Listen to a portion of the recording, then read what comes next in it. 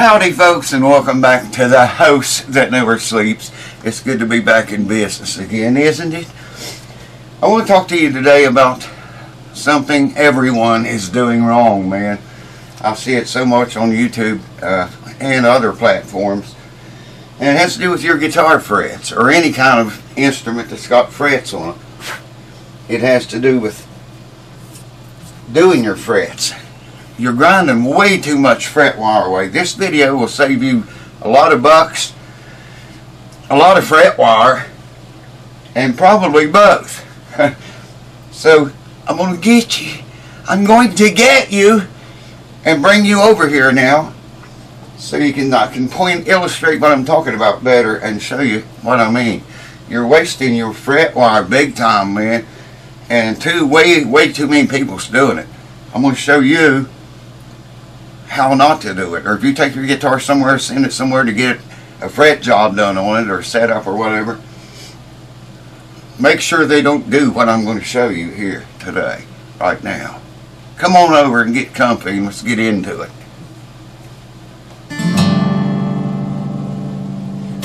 That ain't standard tuning. Alright, welcome back.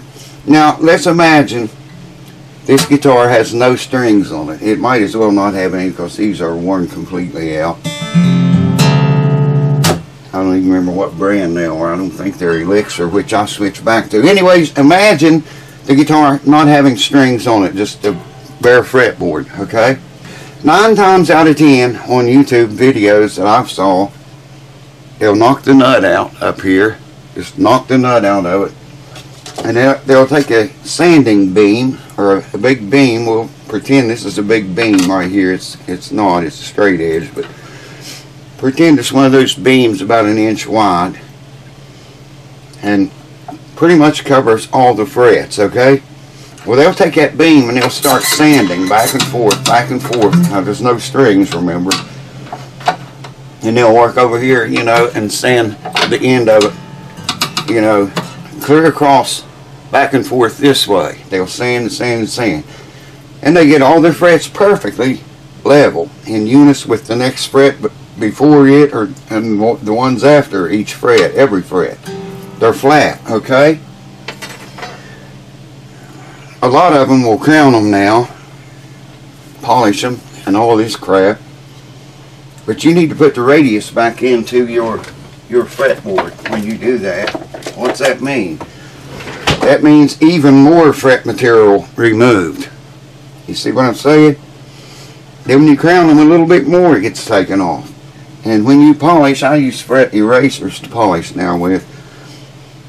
Believe it or not, that even to some degree takes off a little bit more. You're taking way too much off in total. And if you have, say, 2 fret jobs done like that, chances are the 3rd time they wear out, you're going to have the frets replaced in it. Here's where they're missing it at, man, big time. Now, all the strings is off of the guitar, remember? Say if it's got a 16-inch radius in it, you measure the radius before you do anything, and let's say it measured a 16-inch, okay? Get you a 16-inch. I think you can see the size of it there. That is 16, yes. Throw that damn beam away, man. Get rid of that. Don't even have it close to your guitar for a fret job. Take you one of these, put on some rough sandpaper to start with. You can either knock the nut out or not. You can cover all of the frets. Usually most of the wear's up here from cowboy chords.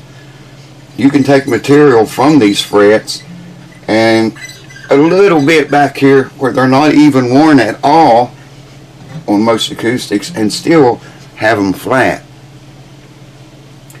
What I do is get rid of the divots the first thing, okay? And keep this fret in unison with this one and everything in between. Make sure you do that. You can do that with a straight edge. You got to have your neck straight for this, though, to get a true reading. But you can start with one of these blocks. I've got some longer ones here, which are twice that long, twice as long. I like these little ones because I can do compound radius with them. I can't do it with the big long blocks. So anyways, put on some rough sandpaper, your choice of grit. The rougher the better to start with. Sand those divots out, okay? Just when you get the divots out, stop. Put on a lighter sandpaper and then lighter again if you have to. Or, you know, work your way down to as light a sandpaper as you can. That's pretty rough there.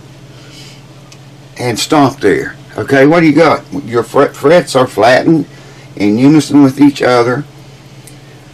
The radius is already in there. You don't have to grind yet more fret material away to get the radius back. I see guys on there and ladies that I don't have a fret file right here handy. But a fret file with a, I don't think I do. A fret file, you know, it's just a wooden handle with a bastard file, that's what they call them, glued to it. And they'll work in one area and work in one area, and they'll move back and forth, you know, and call it. They say they can feel it with their hands. Man, something's coming out of these big time. So anyways, they don't even put the radius back in the guitar. The radius of that fretboard should match, you can see the saddle, but it should match whatever radius is in the saddle, or the saddle should match the fretboard exactly. These people use those hand fret files. You know, they'll work in one area a long time, and maybe they'll work eventually down here, but your radius is all screwed up when they do that, unless they use one of these, whatever size the guitar had, or whatever the customer wants, and put the radius back in there. Now stay with me on this. Let's go back to the beam again. You take a beam, you start sanding, you work, you know, in this direction to cover all the frets, you know, all the way across all the frets. So there you have your frets flattened, as they call it. Then you got to put the radius back in. You done ground away way more material than you need. By the time you get the divots out up here, you've taken a lot of material off of frets down here that don't even need touched, you know. Granted, you got to touch them to make them all, in the end, to make them all in unison with each other. The one before it and the one after it, all of them in between. Whereas if you use a rougher grit sandpaper than that is, and you just start filing the divots out, file a little bit more where the divots are, and when they start disappearing, then come, you know, a little bit farther down the fretboard and get all the frets. What I like to do is take a blue magic marker, or you can use any color, I can see blue better, and mark completely across each fret, okay? Then, when you're getting near the end, after you get the divots out, then, well, you can actually put that on before you get the divots out, and then when you sand, all the blue will be removed except what's in the divots. And you'll say, oh, there's a divot I didn't see. So there's another trick for you. Mark them all blue, and, you know, go over it a few times and look and see that every fret is being touched completely, all the way across the fret, this way I'm talking. And make sure every fret has had the blue removed from it, okay?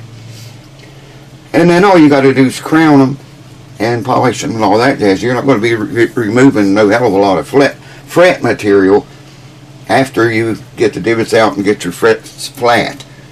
And like I say, automatically again, your radius will be in there. You don't have to grind anymore. You just got to crown them and polish them. And you just saved yourself, man, a friggin' bunch of fret material. It's going to last way longer. Your fret's going to last way longer.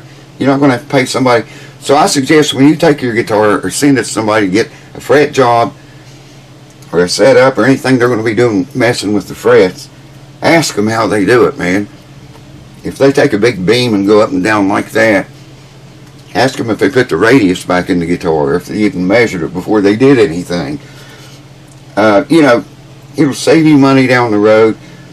You won't have to pay somebody like me to do the frets, all of them, and then, you know, 2 or 3, 4, 5 years have to do them again or replace them because they've been ground down so much. So bear those thoughts in mind the next time you think your guitar needs a fret job or any other kind of job. Hold on. Now there's a video, I have a video of me, of course, working on a triple lot Martin acoustic guitar, and I briefly touched on this. I think I was doing the frets on it. If I can remember, I'll put a link to it in the description, or add it up here, or maybe over here somewhere, if I can remember. Anyways, I talk, you know, a good little bit about this, and that video was made years and years and years ago. Now, you can look through YouTube yourself. Just put in, search for fret jobs, and look how some of these people, big channels, man, are doing that. Just what I showed you with the beam. They grind them all down, and then they got to put the radius back in, grind more, then they got to crown them, and more fret material comes off. Granted, you have got to crown them. You have got to put the radius back in there, for crying out loud. Some of them, if they put it in, they don't mention it in their videos or show it. They just flatten them all, or like I said, sand them with a hand fret file. And there's no way you can keep the radius in there perfectly and do that. It's just impossible to do it. If you really take your time and know what you're doing, though, you can remove divots up here at the nut where they usually are on most guitars. I won't say all of them. But if you're careful and you listen to what I'm telling you here, you can take the divots out and take very tiny little bit off of the frets down here at the bottom, but don't even have any wear at all.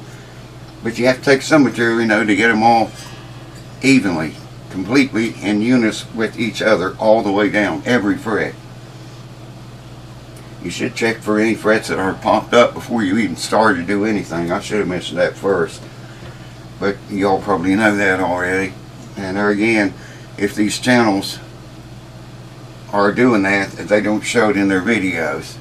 I haven't seen one that did that, inspect the frets before they touched them or did anything. But I'll try to put a link to that video I was talking about in here somewhere, maybe in the description. I don't know where I'll put it, it'll be here for your convenience. Hope you guys like the new lights and stuff, man. I swear I can't even see anything because it's so bright in here. As you can see, I think down around here everything's just better with the new lights and bunch of new stuff, man. So I'm not leaving YouTube. I'm going to hang around for a while. I hope you guys do the same, and hope the ones that left comes back. Yeah. Keep these things in mind. Watch YouTube and see what I'm talking about. Ask them, you know, do you even put the radius back in? Because they're not showing it in their videos. I know some of them do, but I'm talking about a lot of the bigger channels that don't. Hope it helps you. Hope it saves you a buck or two. And I'm going to go get in the easy chair and edit this video and try to get it out to you. Computer's doing great, man, with that new processor in it, new RAM, new video card. The card alone's got 8 gigs of RAM on the video card and its own processor. And it is fast. Super, super fast. Finally. So I'll get this edited and get it up to you ASAP. Thanks for watching. Cheers. I love you guys. And see you next time.